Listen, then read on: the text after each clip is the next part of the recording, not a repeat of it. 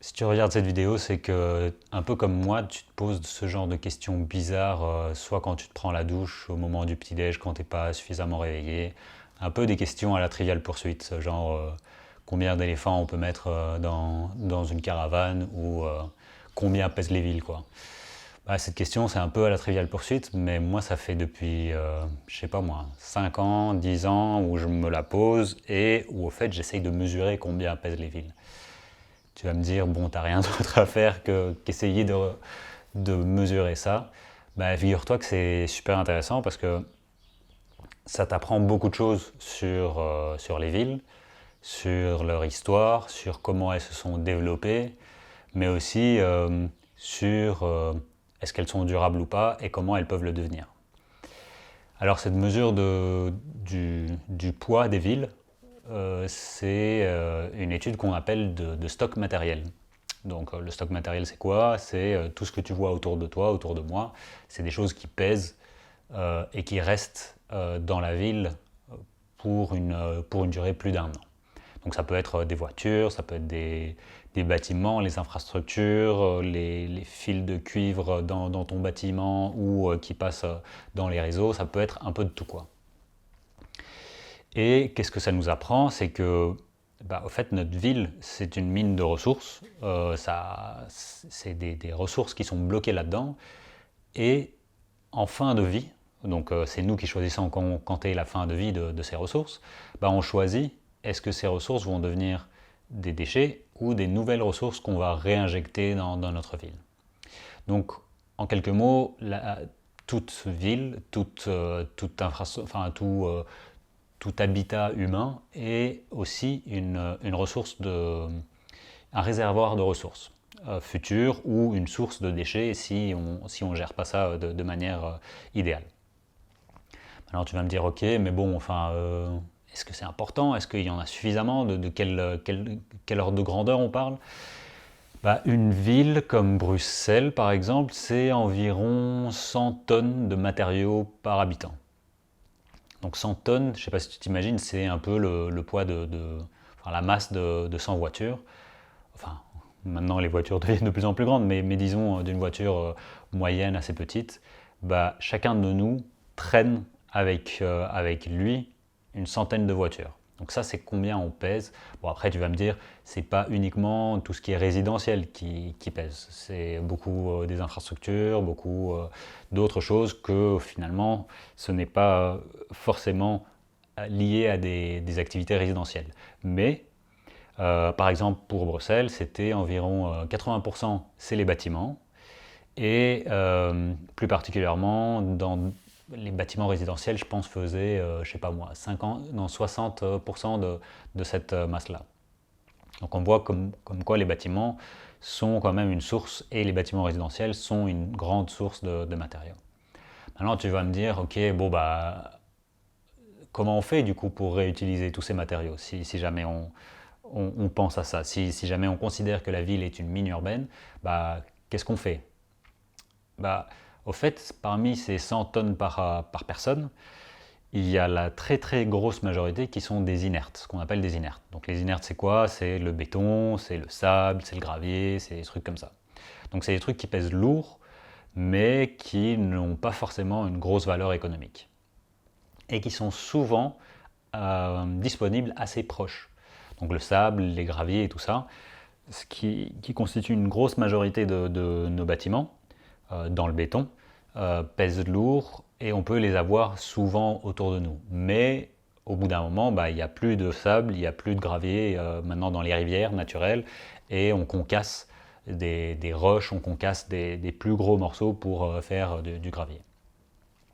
Bah, comme je te dis, bon, bah, le problème c'est que souvent on met ça dans du béton, et le béton, bah, souvent on le concasse pour obtenir du gravier. On ne peut pas le réutiliser tel quel d'une application à l'autre. On pourrait, mais c'est pas évident. Du coup, bah, c'est beaucoup de matériaux au final qu'on ne sait pas quoi faire quoi, à la fin. Donc souvent, ce qu'on fait, c'est qu'on prend ce béton, on le concasse, on le met sous des routes, et on dit que c'est du recyclage, mais au final, un mot plus correct, c'est du sous-cyclage. Donc la fonction et la qualité technique de ce matériau est en train de diminuer de cycle en cycle d'utilisation. Donc énormément de nos matériaux aujourd'hui ne sont pas utilisés de la même manière d'un cycle d'utilisation à un autre, ceci est dégradé. Pire encore, avant on mettait ça dans des centrales, dans des sites d'enfouissement. Qu'est-ce qu'il y a d'autre d'intéressant? Par exemple, tout ce qui est métal, là la valeur économique est telle et la technologie de recyclage est telle que ça devient intéressant de réutiliser. Maintenant, de plus en plus, des entreprises vous demandent aussi de rendre votre téléphone, votre smartphone, parce que c'est une concentration de métaux précieux, de métaux semi-précieux, qui sont plus importants que dans une mine aujourd'hui. Enfin, c'est assez incroyable. Les villes ont une quantité d'or, de matériaux comme ça qui ne se retrouvent plus vraiment dans des mines, enfin de la même concentration en tout cas. Et puis finalement, il y a d'autres matériaux qui sont dans notre mine urbaine, qui sont toxiques, qu'on doit à tout prix essayer de se débarrasser. Avant c'était l'amiante, il y avait les peintures de plomb, il y avait pas mal de matériaux qui étaient au final pas très bons pour notre santé, quoi. Donc ce stock matériel est utile, il peut nous apprendre certaines choses, donc combien pèsent nos villes et est-ce que c'est environnemental ou pas, combien on peut réutiliser, combien d'emplois peut-être on pourrait recréer en réutilisant tout ça. Mais ça nous apprend aussi à quel stade de développement se trouve la ville. Donc si une ville par exemple est en train de construire son stock et tous les ans on rajoute énormément sur son stock, ça nous apprend que cette ville est en pleine croissance, si on veut. Des villes en Asie, des villes en Afrique, elles auront un stock qui est en train de se développer.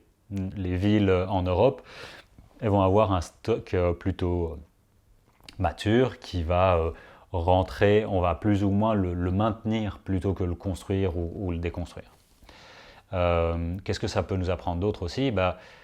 Que construire une ville n'est pas juste un geste sans conséquences environnementales. Quand on parle de nouvelle ville zéro carbone, en gros c'est du pipeau, quoi. Parce que pour construire une ville, on a besoin d'énormément de matériaux, que ce soit de gaz à effet de serre, d'énergie, d'eau, de matériaux, et ceux-ci ne proviennent pas de nulle part et n'ont pas un bagage carbone égal à zéro. Donc à chaque fois qu'on écoute une nouvelle initiative zéro carbone, il faut toujours évidemment prendre ça avec des pincettes. Et éventuellement, c'est zéro carbone quand on utilise les bâtiments, parce que, et déjà c'est pas zéro carbone, c'est-à-dire qu'on utilise des énergies renouvelables pour rabaisser le carbone nécessaire, et c'est grâce à ça qu'en gros on rattrape le carbone émis, quoi. Et si on voulait avoir une ville zéro carbone, il faudrait que tout soit du renouvelable, donc les matériaux, l'énergie, tout, et peut-être pendant 30 ans qu'on ne bouge rien pour peut-être que ça repaye le carbone. Donc voilà, pour un peu conclure cette vidéo, des questions un peu débiles comme ça qu'on peut se poser peuvent avoir des significations et des implications super intéressantes, et c'est pour ça qu'au final, se poser la question combien pèsent les villes n'est pas si anodin et peut avoir des utilités super intéressantes. J'espère que ça t'a plu et qu'on va se retrouver, j'espère la semaine prochaine et pas dans 2 semaines, sur un nouveau sujet autour des enjeux environnementaux des villes. Allez, salut, ciao!